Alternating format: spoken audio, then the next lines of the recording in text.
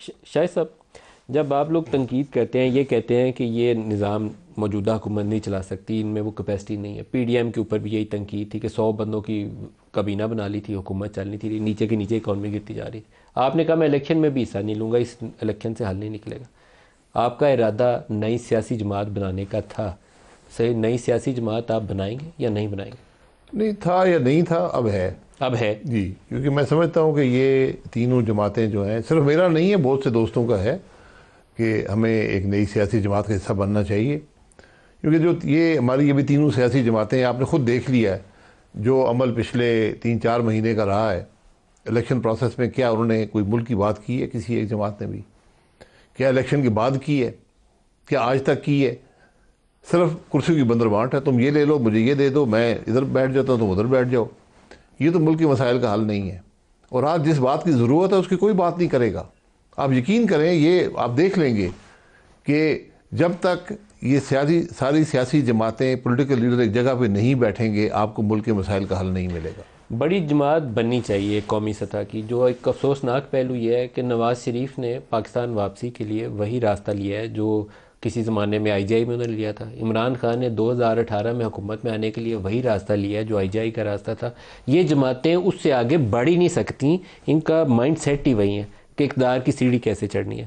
تو شاہد خاقان عباسی اگر ایک جماعت بنائیں گے تو اس کا راستہ بھی یہی ہوگا کہ جفی کیسے ڈالنی ہے. نہیں، آپ جفی کا راستہ نہ اپنائیں، نہ آپ نے کوئی جھگڑا کرنا ہے کسی سے. آپ آئینی راستہ جھگڑا تو چاہیے نہیں، سیاست میں تو جھگڑے کے بغیر راستہ نکالنا تو چاہیے. ہم نے ہمیشہ، اگر آپ کرسی کے لیے سیاست صرف کریں گے کہ مجھے کرسیاں مل جائیں، پھر بات نہیں بنتی. آپ ملک کے مسائل کی بات کریں، عوام کو فیصلہ کرنے دیں. اگر آپ دیکھ لیں پچھلے 3 مہینے میں لوگوں نے، جب الیکشن ہو رہا ہے، آپ عوام کو کیا کہہ رہے ہیں کہ وہ بڑا غلط آدمی ہے جی. ایک دوسرے پہ الزام لگا رہے ہیں اور بات کرسیوں کی چل رہی ہے. ہر قیمت پہ ہمیں اقتدار چاہیے. یہ اس چیز نے ملک کے معاملات کو خراب کیا ہے. اور ایک لمبا ہم نے سفر طے کیا اور ہم نے اس میں نقصان ہی اٹھایا، ملک نے نقصان اٹھایا، اس ملک کے لوگوں نے نقصان اٹھایا. تو آج ہماری یہ کوشش ہوگی کہ ایسے لوگ ہوں جو اپنی سیاست سے ملک کے حالات کو یا ملک کے معاملات کو زیادہ ترجیح دیں. مفتاح صاحب، شاہد خاقان عباسی جس جماعت کا تذکرہ کر رہے ہیں، آپ کے خیال میں اس کا روڈ میپ کیا ہونا چاہیے؟ اس کے پاس گولز کیا ہونے چاہیے جس کو لے کر لوگوں کے پاس جائے اور وہ ووٹ مانگے اور کہے کہ ہم آئیں گے تو یہ چیز مختلف ہوگی جو پہلے 70-75 سال نہیں ہوئی، ہم آپ کو وہ کر کے دکھائیں گے. وہ کیسے کریں گے اور وہ کیا گولز ہونے چاہیے؟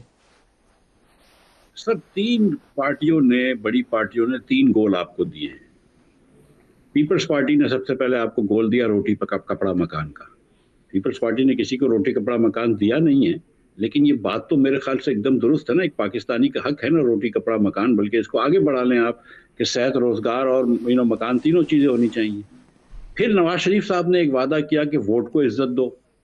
وہ بھی انہوں نے وعدہ اپنا وہ نعرہ چھوڑ دیا اپنا، ووٹ کو عزت دو. لیکن یہ بات بھی درست ہے کہ ووٹ کو عزت دینی چاہیے کہ جس کو لوگ الیکٹ کریں اس کو آپ آنے دیں.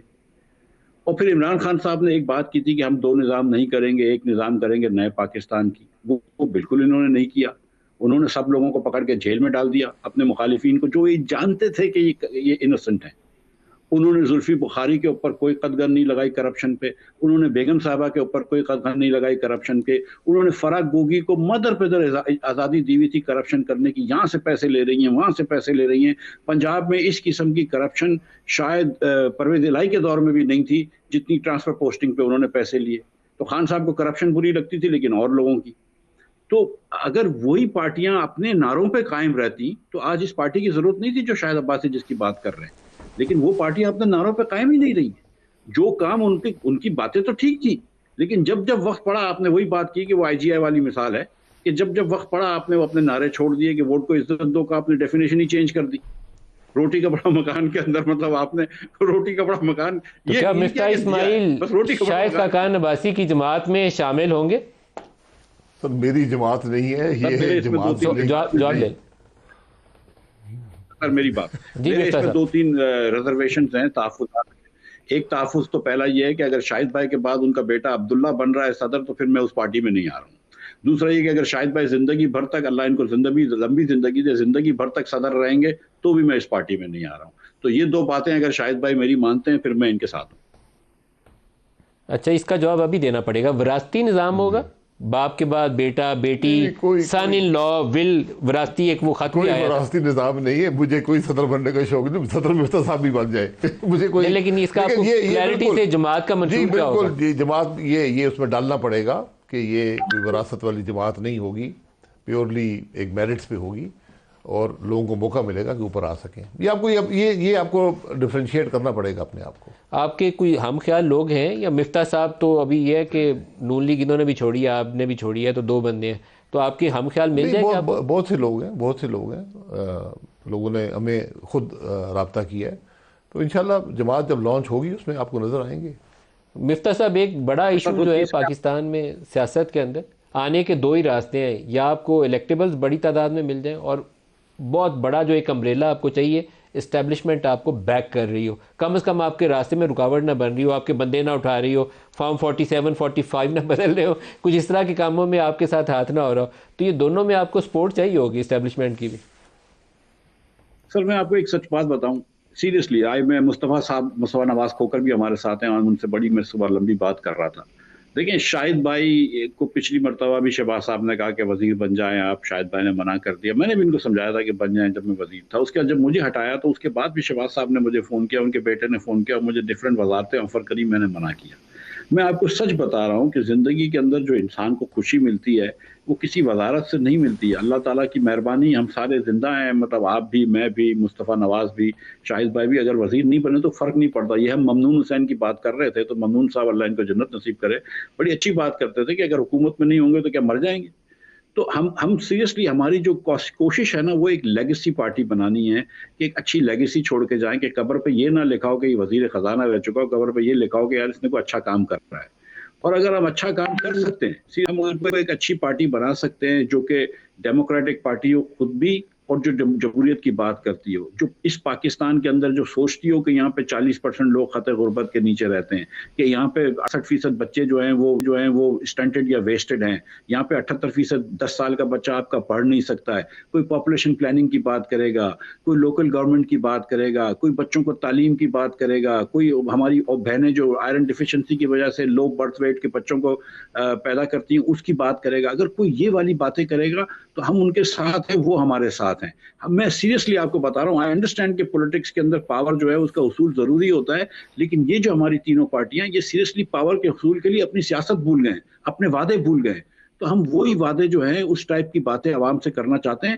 اگر عوام ہم کو ووٹ دیتی ہے اور جتاتی ہے تو بڑی اچھی بات ہے, اور نہیں کرتی تو کوئی فرق نہیں پڑتا ہے. اللہ تعالیٰ بہت کرم کرے گا اور ہم مطلب زندہ رہیں گے, کوئی مسئلہ نہیں ہوگا. تو ضروری نہیں ہے کہ حکومت میں آئیں, حکومت میں آنا آبجیکٹو نہیں ہے, ایک عزت کمانا آبجیکٹو ہے.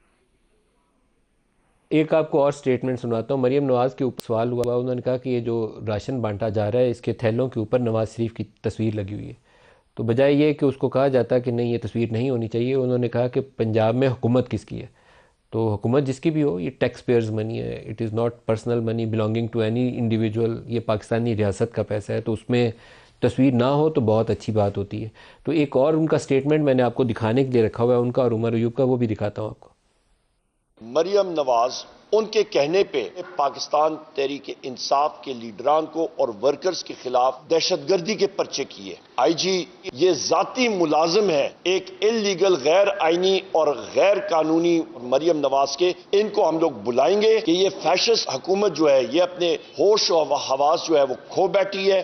اگر آپ جمہوریت کی آڑ میں ملک کو ڈی سٹیبلائز کرنے نکلیں گے, اور میں نے کل ایک ویڈیو دیکھی کہ وہ ایک خاتون جو ہے, مجھے اس کا نام یاد نہیں ہے, اس نے پولیس کی وین پر ریڈ کیا, حملہ کیا, اور وہاں سے جو لوگ انہوں نے پکڑے ہوئے تھے پولیس کے, وہ چھڑوا کے لے گئی. یہ کون سے ملک میں ہوتا ہے بھائی؟ اور اگر آپ یہ سمجھتے ہیں کہ آپ اپنے جو آپ کا ڈیموکریٹک رائٹ ہے اس کو ملک کو ڈی سٹیبلائز کرنے کے لیے استعمال کریں گے تو یہ میں نہیں ہونے دوں گی, یہ اس میں نہیں آتا. اگر آپ سڑکوں پہ نکلیں گے تو آپ کو ایک رسپانسبل سٹیزن بننا پڑے گا. اگر آپ سڑکیں بلاک کریں گے تو قانون اپنی حرکت میں آئے گا. سر شاہد صاحب, جو موجودہ حکومت ہے اور جو پی ٹی آئی کی اپوزیشن ہے, اس کے درمیان میں کس طرح کا ارینجمنٹ ہونا چاہیے؟ یہ پکڑ دکڑ, جلاؤ گراؤ, اس کو اندر کر دو, اس کو پکڑ لو, وہ روڈ بلاک کر رہا ہے, دونوں طرف سے مسائل ہیں, دونوں کو ایڈریس کرنے چاہیے. کیا سجیسٹ کریں گے دونوں فریقین کو کوئی حل تجویز کریں اس کا؟ دیکھیں یہ ہم نے کچھ سیکھا نہیں ہے بدقسمتی سے. میں نے ابھی عمر ایوب صاحب کی بات سنی ہے, تو آج سے چند سال پہلے ہم یہی باتیں کر رہے تھے، اور میں نے مریم نواز صاحبہ کی بات سنی ہے، اس وقت عمر ایوب صاحب یہی بات کر رہے تھے اسمبلی میں، آپ منگا لیں، عمر ایوب صاحب کی اپنی سٹیٹمنٹس ہیں۔ تو یہ بدقسمتی ہے کہ ہم نے کبھی، اب یہ آج ملک کے مسائل یہ نہیں ہیں، آج ملک کے مسائل اس سے بہت بڑے ہیں کہ ہم اس پہ کوشش کر رہے ہیں۔ یہ ایک بار فیصلہ کر لیں کہ ایک شخص پولیٹیکلی پروٹیسٹ کر رہا ہے، ویسے بھی پروٹیسٹ کر رہا ہے، آپ اس میں 780A نہیں لگا سکتے۔ وہ اینٹی ٹیررسٹ ایکٹ ہے، اس کے ایک مقصد تھا یہاں پر آپ، اور اس کو جب تک آپ ویپن نہ لہرائیں، کسی کو ایسا تھریٹ نہ دیں، وہ بھی آٹومیٹک ویپن، تو یہ 780A نہیں لگتا۔ ہر روز عدالتیں ان کو خارج کرتی ہیں، لیکن حکومتیں باز نہیں آتی، پولیس باز نہیں آتی۔ کچھ آپس میں طریقہ کار طے کر لیں بڑے مل کے، تو اس فساد سے جان چھوٹ جائے، احتجاج کرنے دیں آرام سے۔ وہ تو میں آپ پچھلے کئی مہینوں سے کہہ رہا ہوں کہ جب تک یہ اکٹھے نہیں بیٹھیں گے، یہ طریقہ کار طے نہیں کریں گے، معاملہ آگے نہیں بڑھے گا۔ شاہد خاقان عباسی صاحب، مفتاح اسماعیل صاحب، بہت شکریہ، آج کے لیے اتنا اجازت دیجیے، اللہ حافظ۔